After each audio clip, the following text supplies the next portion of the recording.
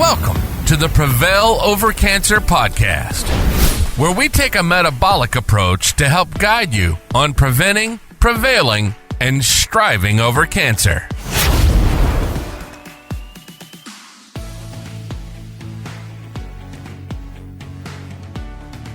We are live. We are live on the Prevail Over Cancer Podcast. I am your host, Jeff Lopes. I got my incredible co-host, Keith Bishop, like always, every week. What's up, buddy?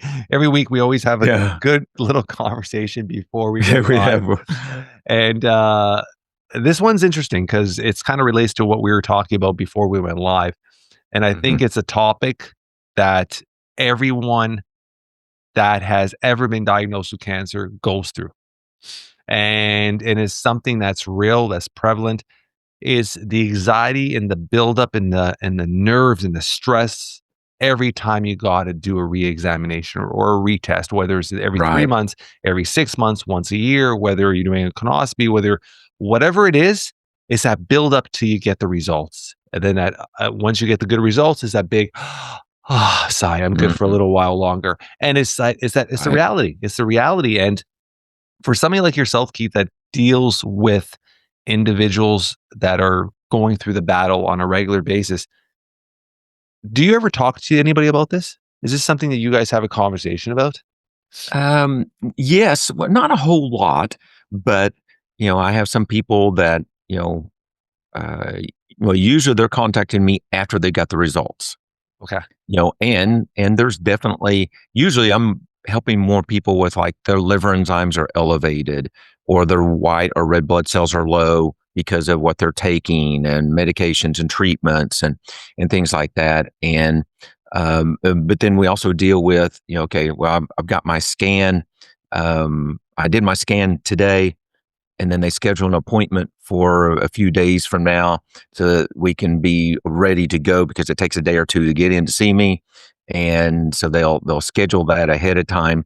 And that may be part of this, what we can do for, some people will call it scanxiety, scan and anxiety, but, scanning or testing, there is anxiety involved, with that, definitely. So our listeners and viewers, you're not unusual, you're not weird, you're not weak, it is a normal thing. Even Jeff and I, great, strong guys, we suffer the same thing, and I've been through that kind of thing too, even. So, I don't have cancer. I'm at a high risk of it, but I've had 2 MRIs with contrast, 2 different types of MRIs with contrasts. And each time, actually due to both of my hips being replaced, that metal in there, right on either side of the prostate, creates a shadow in the prostate. Great. And so the urologist says, Keith, we just don't know what's in there. We can't see. We don't see anything, but it's a shadow. And so he says, we really need to do a biopsy. Okay. Let's do that because there's that question. And so we have to go through that process and in the biopsy and then wait for the results. And so I know exactly what you're talking about. And it turned out, in the 12 needles in that small area of the prostate comes back negative, and so there's that relief, but then, infection that happens after that and antibiotics and things like that. So definitely, it was a kind of a struggle, time, but also as relief. But even with that, I knew I was doing everything right, but my PSA was elevated and was high. But also, after that combination of knowing that, okay, they couldn't find anything, I'm just going to keep doing what I'm currently doing. And literally because maybe of the stress combination of working, combination of, leaving the pharmacy and going full time into this, that's a stressful time. And, but anyway, so since that prostate biopsy, my PSA's come down 4 points. And really, I'm not doing anything different. Well, I take that back. A couple of things different. I quit drinking my little glass of wine, each night. And so that was one change that I made.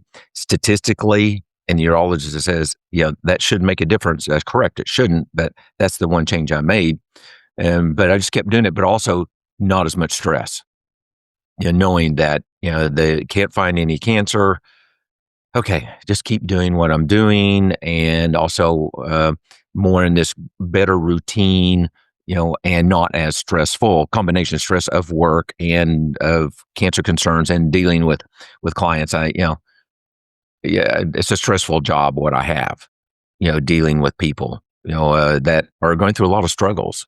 Yeah, and you bear a lot of that because obviously you build a friendship connection to a lot of these people. Relations. Oh yes, exactly. Yeah, a lot of people consider me a friend, and and I hear from some people every day, for a while, and as they're going through testing and doing things I want them to do and give me results, and so I will have emails and texts, and sometimes I get multiple emails and texts from the same person, as we're going through, a series of testing, and what do these results mean? What do we do?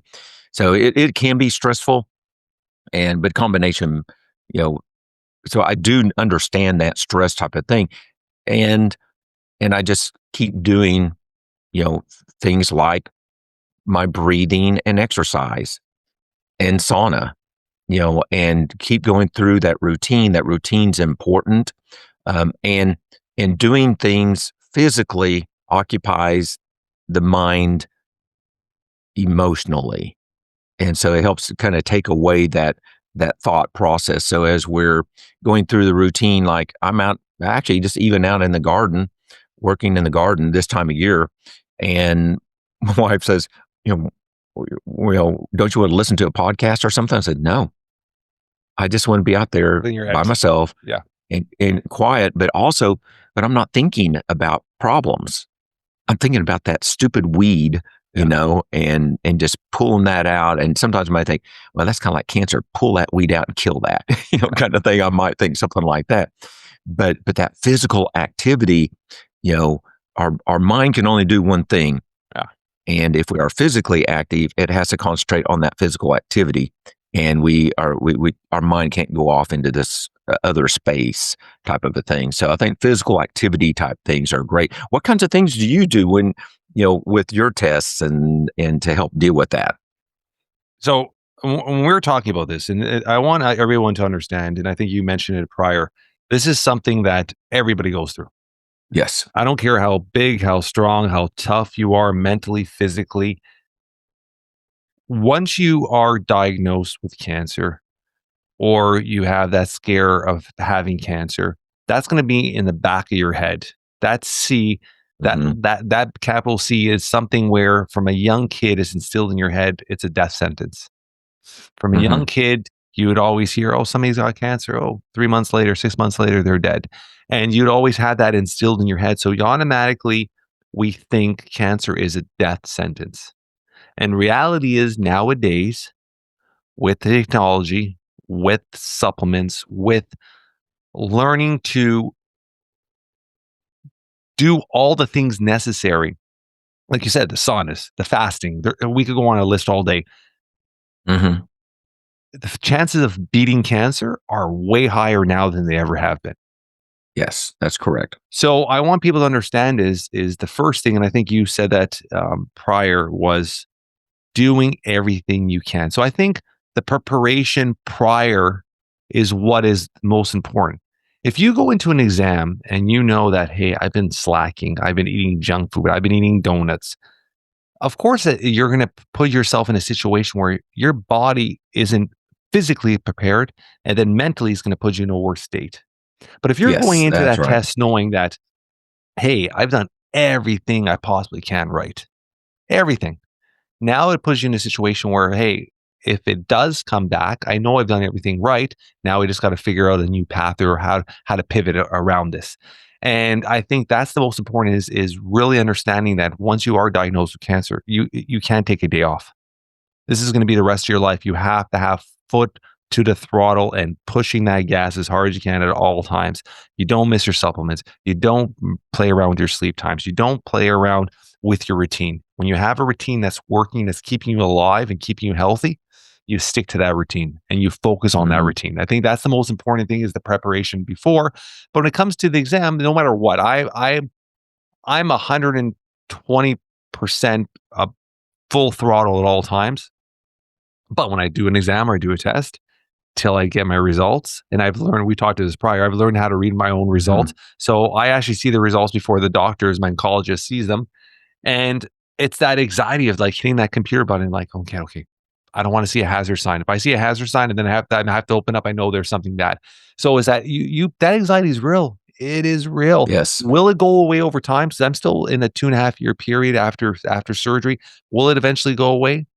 I don't know if it will for myself, but right now it's still very active and it's still very terrifying.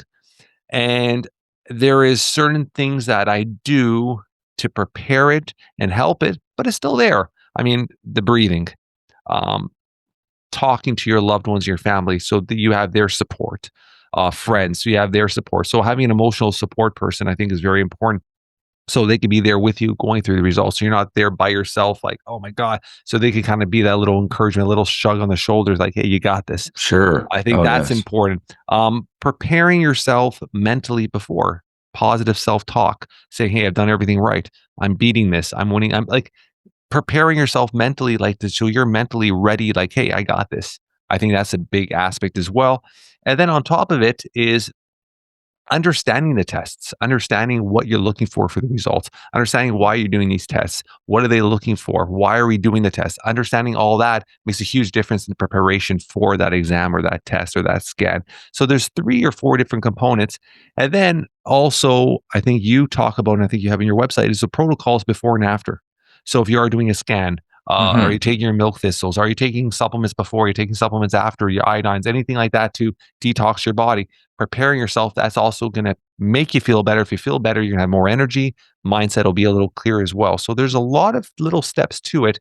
One is, like I said, emotional support person with you. Preparing yourself, when I mean that is make sure you're doing everything right. Don't slack off. Preparing your body for the exam, whether it's a cleanse, whatever it is, before, after, to detox your body from anything, if you're doing a PET scan or anything like that. And I think the last thing is, like I said, is mentally preparing yourself, talking self-positive talk, telling yourself you're ready for this, telling yourself you got this, telling yourself, hey, I'm not letting cancer beat me. I'm going to beat this cancer. So being that positive vibe, that positive energy, I think goes a huge, huge way in relieving that stress, right? Yes, exactly. And, another thought I have is also journaling. Yeah. Writing some of this down, with everything from, having a kind of a thankfulness, thanks, and, prayer requests, things that, you want to ask help for, and it's okay to ask for help, and then list of things to do so that you can kind of keep focused rather than sitting here and twiddling your thumbs, trying to figure out what am I going to do next. You've got this list. Oh, I do need to do these few things, to get ready for that, and this is things I need to do today. Turn that journal page, a few days in the future and list down the things that you need to do so that every day you have a list. But journaling is a great way to help turn that off. I need to do better, like journaling at night. I don't do that. I do more journaling in the morning. At night, it's more family time. But and my concern is for me doing it at night. Once I start journaling, I start thinking and planning, and I'm afraid I may not be able to turn it off at night. I know you have a big thing about journaling and even a download or a book or something too. Anyway, so the nighttime thing, I don't do it at that time, but several people and experts in this area say that you should be journaling at night to help unload that out of your brain. And so what's your thought about that, about, journaling? It's a 50-50. If you're an individual that your brain starts running, your thought process starts running before you go to bed, I would actually do it during the day or in the morning. But if you're somebody that could just fall asleep like this, then at night is a good way to empty out your thoughts. And I think empty out your thoughts, you'll wake up with fresh thoughts as well, which is always a positive thing. But I think also, if you do a test and you have to wait a day or two for results, your sleeping will and could be affected. So I think that's another thing that we should talk about is how to prepare yourself for bed for those 2-3 days till you get the results. So you are having a good night's sleep. You're not putting more stress unneeded on your body. So like whether it's teas, whether it's deep breathing, whether it's making sure you don't eat for 2 to 3 hours before, going for a nice little stroll walk before in the evening time, all little things that are going to make, if you have access to a sauna, maybe having a sauna at night just to de-stress yourself.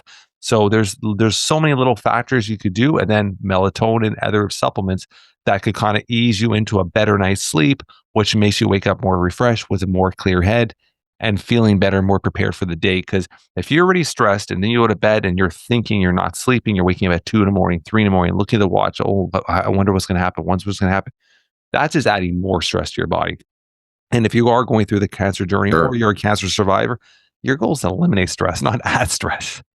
So preparing yourself to have a good night's sleep, whether, like I said, supplements, whether you're taking your magnesium, your melatonin, other ones, whether, like I said, you're doing meditation, deep breathing, whether you go for a nice little stroll, don't eat.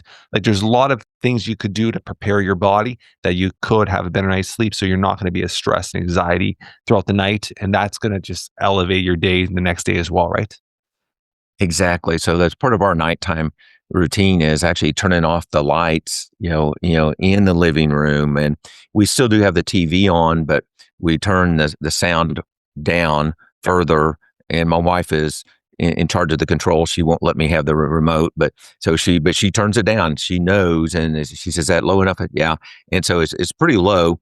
And then, so we have one light bulb on, over here in the corner living room. Yeah. And it's actually pretty dark, in that room, in the TV. And it's just a mindless TV show, a veterinarian show, or whatever, or something, and then I just close my eyes and concentrate, on breathing. I might say, a little mantra type thing to sometimes release. I may just say that word, release, and just help occupy my mind if by chance I'm in an anxiety type state. And then I can sometimes even feel my wife as she turns on the couch to look at me to see if I'm asleep yet. And when my mouth drops, she knows I'm out. And then we go to bed. But I mean, for me, closing my eyes and concentrating on just a little bit of breathing, and I can sometimes even just feel myself starting to go to sleep. And then I do but I've also got everything all taken care of. I've already taken my nighttime pills, taken my melatonin, taken my ashwagandha, I brush my teeth. And so when it's time to go to bed, I just walk over there to that light bulb, turn that light off, and go to bed, and literally in a moment, I'm asleep but there can be some anxiety type moments. If that's the case, I do go through that same process, concentrate on the breathing, and you say release, release every time I'm breathing, maybe a couple times during some of that one breath type of a thing to occupy my mind and to help me go to sleep. Somebody actually told me this once, and I actually have done it a few times. And when I think about it, I guess it works. Is if you're having a hard time falling asleep, is think of your childhood home and visualize you're opening the front door and walking through your whole home. And usually by the time you get to the third or fourth bedroom or the fourth room, usually you knock yourself out. And I've done it a few times and it actually has worked. So it's an interesting little thing. So I want people to try that out.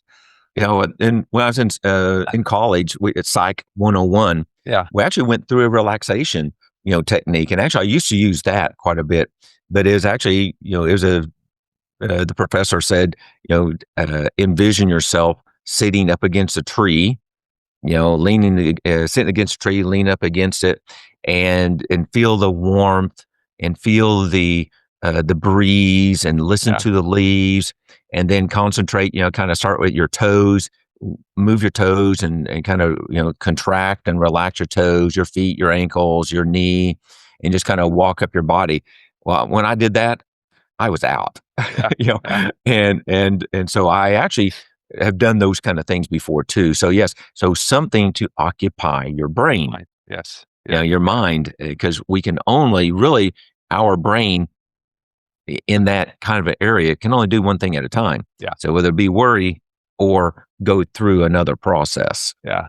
Let's talk about, I'm going to talk about blood work, because most individuals, they'll do a CEA test every 3 months when they are originally diagnosed with cancer, whether it's colorectal cancer, something like that. But there's other tumor markers or inflammation tests that oncologists make you do on a regular basis. So it's very important to make sure that with all this blood work that you're hydrated.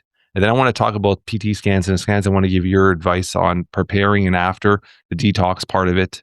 But with blood work, I mean, I always tell people, having a little sprinkle of salt in a glass of warm water in the morning with some lemon in it, also, and hydrate. Have as much water as you possibly can the night before and the morning of, before you do your blood work, just to make sure your body is hydrated, because it does affect your blood work, right? If you're dehydrated, right? So that could flex away your numbers as well. So make sure you're hydrated. I think it's a very, very important thing as well. Let's talk about PET scans, CT scans, stuff like that. Your protocol, because I think you have it on your website, but what's the protocol before and after to help detox your body? Because it is radiation, right? And you try not to get radiation because you are a cancer survivor. Now you're putting your body through more radiation, which you shouldn't be doing. So let's talk about what your protocol is. Yeah, so correct. A CT scan, is computerized tomography. Tomography means slices. Yes. And so that CT scan is many X-rays that the computer is actually putting together. Interesting. And so it's different than just like a one-time shot X-ray through the chest. That's not very much exposure. But a computerized tomography, they're actually doing, I don't know. I mean, many different slices through, and then the computer's putting it together. Yeah, so it's many different. So actually, a CT scan has a lot more radiation effect, and so there's only, not counting. So that's radiation, and then you put, and the person goes through radiation therapy. Sometimes they actually will say, "Oh, we can't do a CT scan because you just had too much radiation. Yeah, you're over that amount of," and I'm not a physicist, but rads, you're allowed so much radiation, in your lifetime, type of a thing. And so some people may have a radiation treatment and they're not allowed to have any more. Yeah. Because that's they've had too much. That's what my surgeon actually said. After I had that 5-day pretty intense radiation, and he said, in that area, you've had enough radiation for a lifetime. That's what he actually told me. So it's it's interesting that you said that. So let's talk about the protocol in PET scan for people. Let's talk about the difference of a PET scan, and I know this is pure not what we're supposed to be talking about today, but difference of a PET scan and a CT scan, which is pretty much the same, but a PET scan, they're injecting you with sugar to find sugar solution, kind of a radioactive sugar, and so to enhance the effectiveness of that PET scan, you want to be more in a fasting state. Not eating, especially carbohydrates, because they're going to give you a carbohydrate sugar solution that is radioactive in a way. It's labeled with a isotope, a metal isotope that's radioactive, that the CT that glows on the X-ray. And so cancer cells love sugar. So there goes that, that statement. So cancer cells love sugar. They'll take that sugar in and they glow on that CT scan. And it makes it a lot easier to see. And so, so that part of that protocol, is actually, well, number one, make sure that you're hydrated. That's important because they have to give you an IV. So you got to get that in. So yes, you do have to be hydrated, but not sugary drinks, and be careful about the carbohydrates. And that's kind of the main thing. Really, it's not a lot before, but afterwards is where I'm going with is, we want to repair cells. and so, well, one thing that I am a big fan of before the CT scan, X-rays, or even flying, if I'm flying in a jet at 30, 40,000 feet, there's a lot more radiation exposure. And so, or X-rays or PET scans, I'm going to take actually a mushroom or a beta glucan, product. And so that ramps up your immune system to get rid of damaged cells. So there's studies showing that in mice that were exposed to lethal doses of radiation, the mice that got the beta glucan, survived. The mice that didn't died.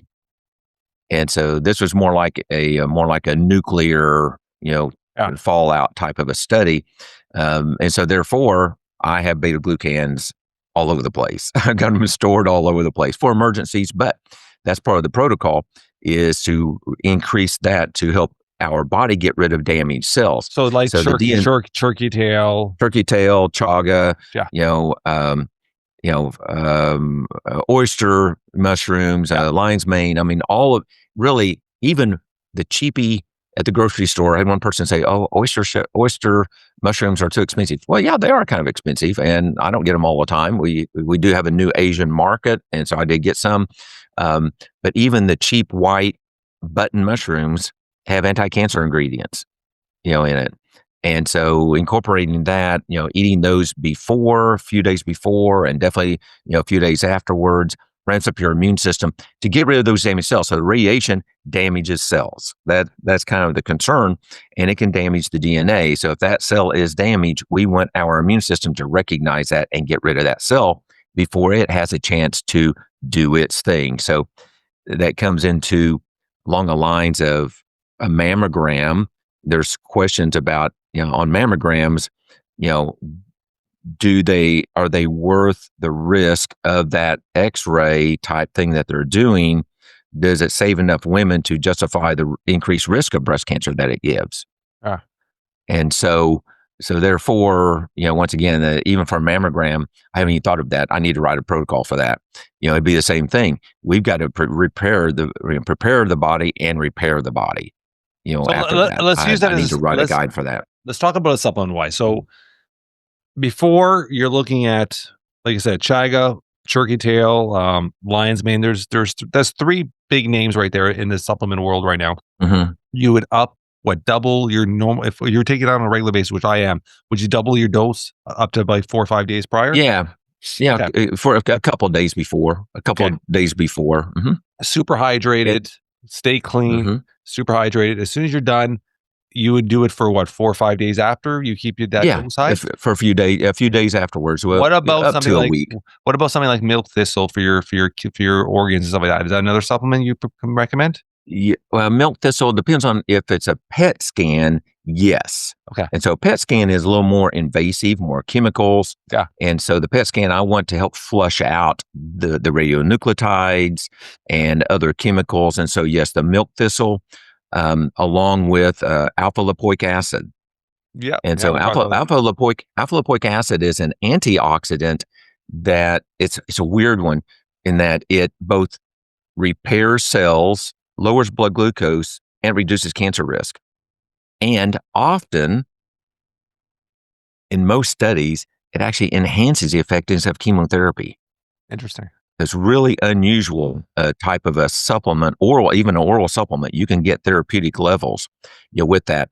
So, but it's actually, those are the main things. It's more like milk thistle, the beta glucans, the turkey tails, the mushrooms, and then alpha lipoic acid, for a few days. And so by that time, we've pretty well kind of flushed that out. We've repaired the cells and reduced those risks, on that. So it's still afterwards remaining hydrated, is a big part. But those are the main supplements for repair. For X-ray, CT, or a PET scan, which is a CT with a contrast on that. Doesn't most, everything I've done has always been a PET scan. I've never done an actual, just a CT. It's always a PET scan.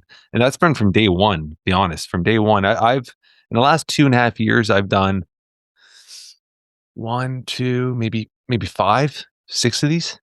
Mm-hmm. So, and I hate it. I absolutely hate it because I know you're injecting with toxic crap in my blood, Mm-hmm. and I literally like the amount of water, the amount of I try to cleanse my body as much as I can about 4 or 5 days after every supplement.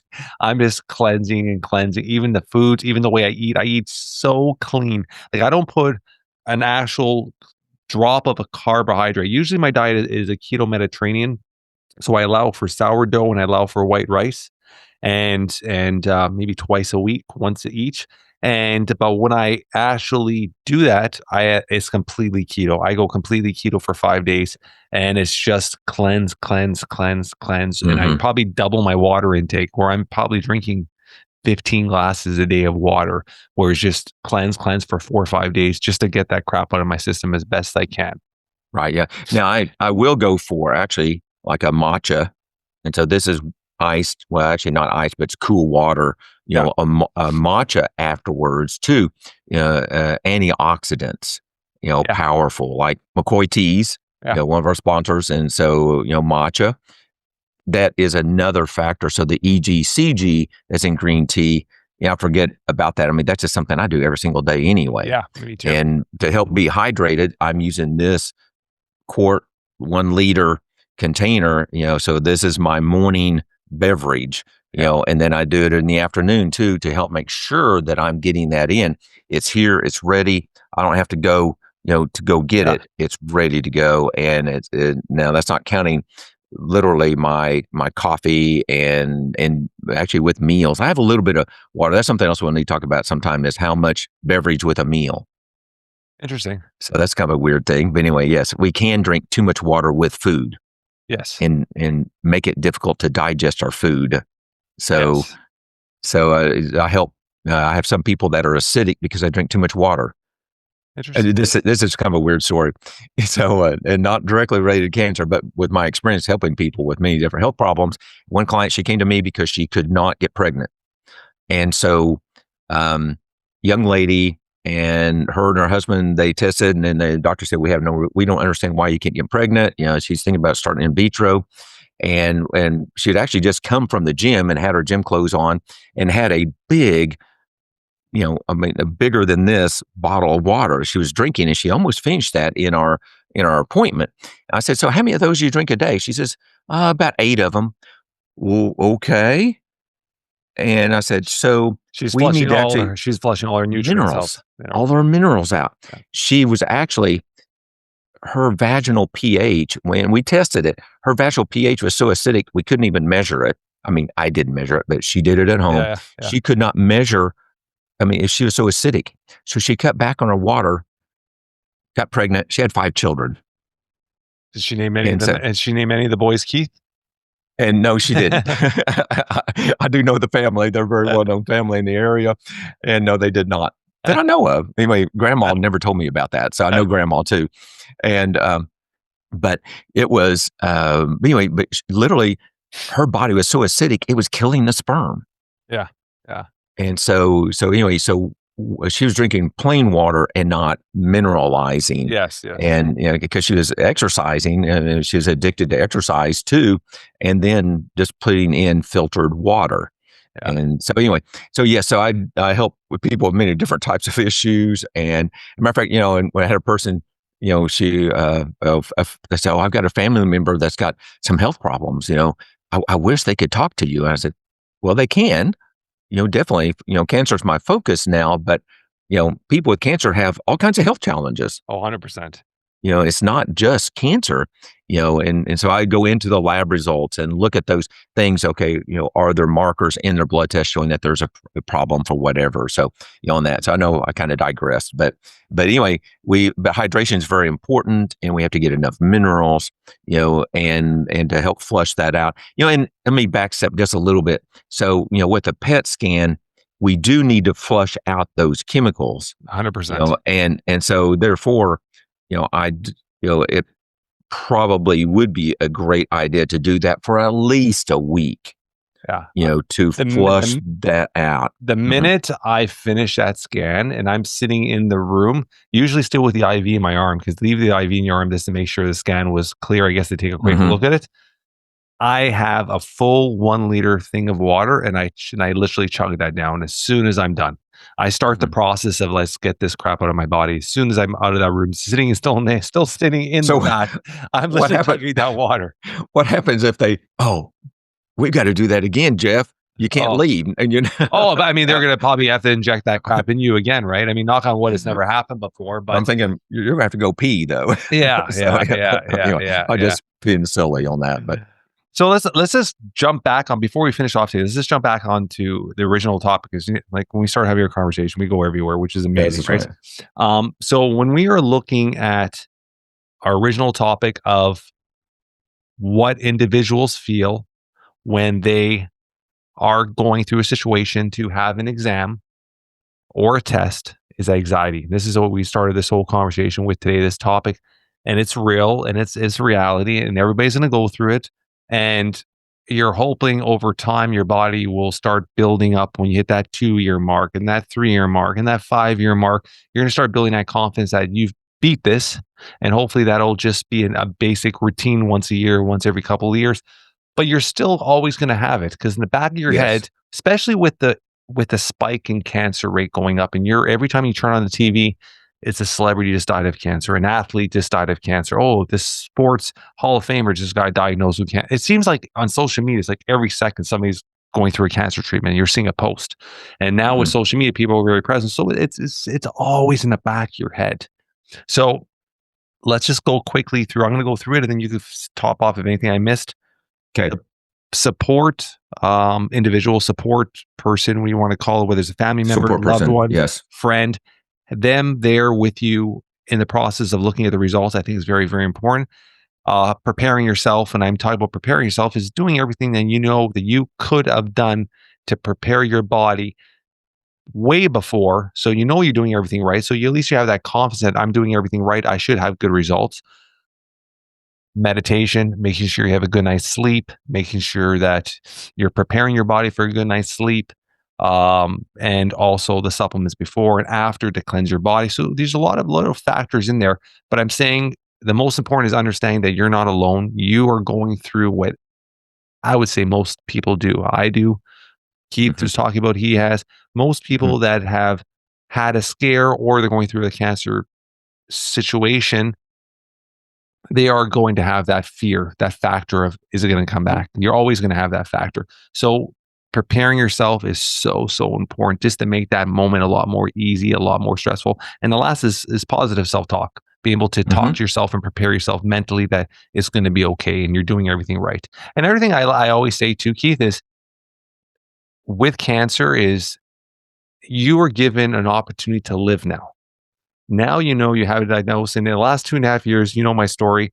I bought an old Porsche. I'm on a track. I'm doing crazy stuff. I'm traveling the world a lot more. I'm doing events. I'm doing stuff that I didn't think I would ever do. And I'm doing it because it was like, hey, I had this life scare. Now life's short. Let's enjoy life. So you've had that opportunity. How many people go out, step out of their house and never make it home that day? Car accidents. Right. Things happen every day. So use this as an opportunity to live life and not be scared to live life. Right. So I think that's a very, very important part of it. So is anything I missed there, Keith? Well, concentrate on physical activity. Yeah. Whatever that is. And a lot of that you talked about was physical activity, but even some exercise. And then also, some people do need, one more thing. We have to make sure that we're eating properly. We need the protein. Okay. Our brain chemicals come from the amino acids from protein. Most people that I find with anxiety issues are not getting enough protein. And or not absorbing the protein. There's a difference. So there can be some digestive issues. Seek help on that. Make sure you're getting enough protein, for those brain chemicals. And then last, there's going to be some people that definitely need some counseling. Yeah. To work through things because they have some other things going on too. Yeah. And we have burdens and histories and experiences, that do make us who we are. And then some people are going to need that help, and that's okay. Yeah. To seek help. for depression and anxiety. Matter of fact, actually, my best referral sources are actually counselors. Yeah. Because, people are going through the counseling, but it's not quite working good because they haven't addressed the physical things. Yeah. So, but still, there's definitely some people that are doing the physical things that do need that counseling too. And I'm not the expert in that area. I do actually work with one counselor. She's in Texas, that she's a breast cancer survivor and she's a counselor, and so I do refer people to her. So, and there's other counselors, people that are experts in that area on how to other little tricks and things like that emotionally, and how to deal with that. Yeah, I love it. I love it. I love it. And for people that don't have access to a counselor close by, there is a company called, and they don't sponsor us, but there's a company called BetterHelp. It's betterhelp.com, and they have access to, I think, 5,000, 6,000, I don't know what it is. It's thousands of counselors online. They match you up with a counselor online. And if you don't match up, they'll repeat it to match you with somebody else, but they match you up with a counselor. So sometimes you're just having a year, and it doesn't even have to be a counselor. It could be a friend, a family member, somebody, just a year to listen to your problems. I think that's what I was referring to, having that friend, emotional support friend there. It's having something, just a year, something to talk to, I think goes a long, long way in making those moments a little easier, which I think every little inch makes a difference, right? Yes, that's right. So great topic, and stuff that, that we all have to deal with. Yeah. It's a great topic. This was a wrap to another episode of the Prevail Over Cancer podcast. Thank you, Keith, for being who you are. Thank you, Jeff. And I've said this a million times, but anybody going through a scenario, a family member, a friend that's going through a scary scenario, whether it's a health issue, doesn't even have to be cancer, but a health issue in general, Keith's the man. He will help guide you to take control of the situation and take control of your health again. So I think that's very, very important. So appreciate you, Keith. Until next week, buddy. Okay, thank you. Okay, great. See you, buddy.